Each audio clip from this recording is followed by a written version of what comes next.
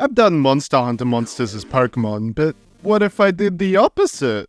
Well, I've already done this before a long time ago, so let's just say it's a return to form, as I turn Pokemon into giant, fearsome beasties filled with spikes and dangerous fangs. Not my Pokemon style for this one, but instead a mix between art styles I've been studying a bit. A little bit of Digimon, and a lot of the Deadlock visual novel art style. Also, I'm going to be talking mostly about the creature itself and what they're capable of, rather than artistically speaking, so hopefully you enjoy that kind of new angle. I randomly rolled the Pokemon for this, for some interesting Pokemon. So let's start with our first one, Perrserker. Yeah, let's go.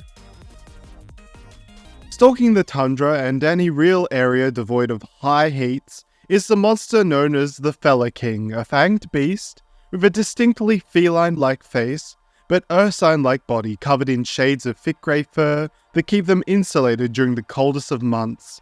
Fella King are best known for their distinctive keratin-covered crowns, having two smaller and two much larger horns that are larger on male Fella King for purposes of mating rituals. In the center, however, is a special structure that is made of a reflective material.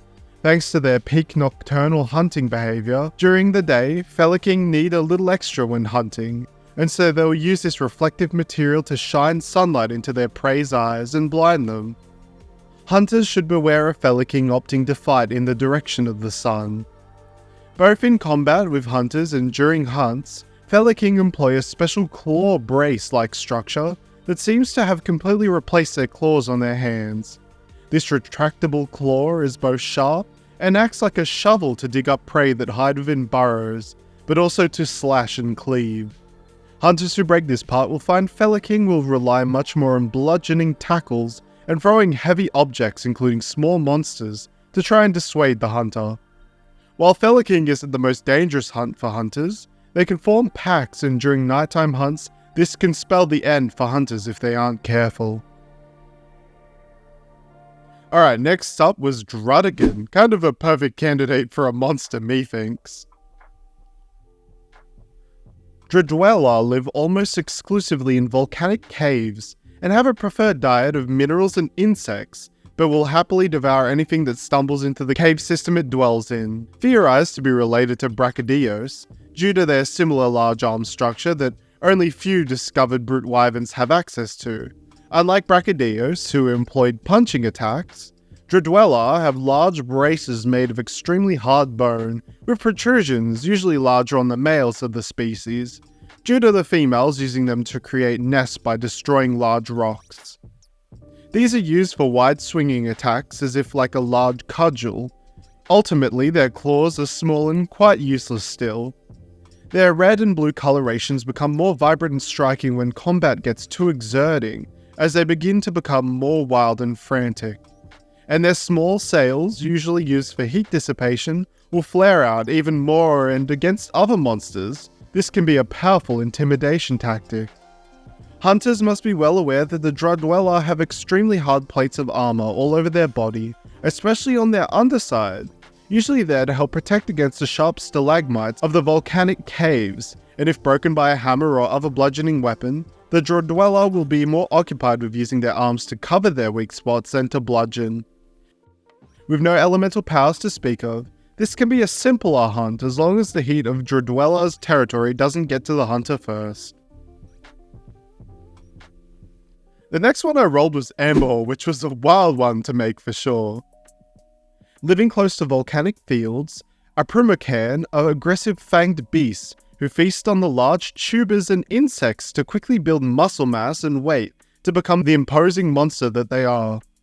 Covered in thick fur to help insulate heat, with some of the fur forming into hard plates around the body of Perrserker to become armor that they will use when males fight for dominance, also using the spiral tusks to try and gore each other and anything that gets near. Their large claws, when standing upright, allow them to dig deep in the earth for food, but also by locking them together can deliver strong punches, enough to destroy rocks in their way, with the amount of muscle packed in. This muscle also allows them to pick up and hurl large stones if threatened, and is a testament to the high brain power Perrserker has. The flame sac in a Perrserker is used mainly for spouting flames from their nostrils, and thanks to partially fire-resistant fur, only their target should be wary of being roasted. When in dire straits, a Primican will begin to spout embers and steam from their nostrils, becoming faster and stronger, but more so than anything, the embers pouring out are lights and neck main, and some Primican can be found outside their hotter environments, keeping themselves warm with their fiery mane for short periods of time. Breaking their mane or chest body armor will break both their confidence and resistance to front-on attacks accordingly. So this one I wanted to make a sort of weird little Linian, and I got Tinkatuff. It's kind of a rabbit, right? You'll see what I've done here. A strange but friendly Linian is the Tinka, a creature with high intelligence that lives with hunters, much like palicos, but also have large communities out in the wild, up on higher places thanks to their strong leg muscles, allowing them to make large jumps. Tinkas got their name from their ability to create crude weaponry with a lot more durability and strength than most other Linians can. They create small outposts, complete with crude slings and bows, using their exceptional hearing to be ready for any threat and alert their communities to incoming danger. Hunters have noticed some more aggressive Tinkas stealing their weapons during the night and turning them into much cruder weapons and completely ruining hunts, even sometimes stealing armor right off a hunter's back, only to come back later dressed up in makeshift armor with wide smiles on the Tinka's face as the hunter realizes what it's made from. I got Bruxish, oh god. Well, let's make an even creepier monstrosity. Many Leviathan monsters stray far away from an Arbrutum's territory, which can be both beach and swamps. It is an insatiable monster that will eat anything that can fit in its mouth, and most things can. The front of Arbrutum's face is taken up mainly by a massive maw with a lining of a lip-like organ. This helps the Arbrutum hold their prey within their mouth if their teeth don't get to them. Arbrutum's teeth are constantly growing, and so it will grind them, which, due to the structure and shape, produces a horrible grinding sound that causes fear in lesser monsters, but also can quickly break up food within their mouth. In swampy environments is where Arbrutum are most at home. Their forehead protrusion not only has adapted to look like a large water flower that allows them to draw in insect prey, but a bioluminescent algae also grows within it. They can use this to lure in or even hypnotize prey with flashing patterns. Against hunters, they need to expend a lot of energy to be able to cause a visible effect to them, so is seen as a last-ditch effort by them. Their forelimbs aren't fully developed, so on land they're much slower and will choose to instead use an organ within their body to expel water from it. By damaging the Arbrutum's stomach, it can be prevented from happening, and by breaking their head protrusion or mouth it will throw them into a rage state, which will only end if Arbrutum's teeth regrow or it eats something, usually an unfortunate small monster swept up into the battle. The final of the video is Zamazenta, which kinda turned out to be my favourite, so let's go! A dangerous fanged wyvern is the Zinogre, and is an apex predator in the forests they live in. The most striking feature of the Zinogre are their specialised face shields, made up of bony plates. These plates are normally pushed back, but by contracting the muscles around their neck and face, this brings them together to make an interlocking bony shield that leaves very little gaps for front-on attacks when facing straight forward. This also works as a great offensive measure to use for heavy and dangerous tackles thanks to Zinogre's high speed and strength, and allows Zinogre to push over even trees to bring prey back down to the forest floor. The rest of Zinogre isn't as armoured, but black bony plates cover their paws to stop predators from striking at their feet, which the shield doesn't fully cover.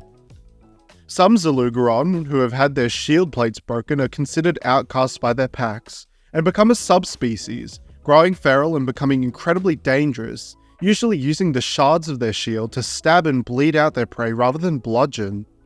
This subspecies have been named uncrowned Zinogre, and take on a distinctly more red hue rather than the blue crest and mane running down their body. When hunting Zinogre, keep in mind that they can only keep their neck shield up for so long, as it takes a large amount of energy to keep their muscles contracted. They'll run off and try to rest if they do this too many times, and will become exhausted if they don't get some proper rest. If shattered by a bludgeoning weapon or their tail or crest cut off, they'll become thrown into a furious rage, biting and scratching violently but being unable to use certain other attacks. A dangerous monster, but their bone plates make unique and defensive armor. So what'd you think? I know this video is a bit more of an experimental one, but if you enjoyed it, tell me and what Pokemon you'd like to see turn into a monster in maybe a later video. Also comment down below who was your favorite in the video. Don't forget to like the video and subscribe, and share the video around to all your Monster Hunter friends. It's all free and it does help me a lot. Thanks so much for watching, and I'll see you next time.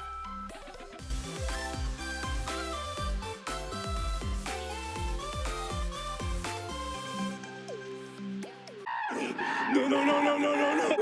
Wait.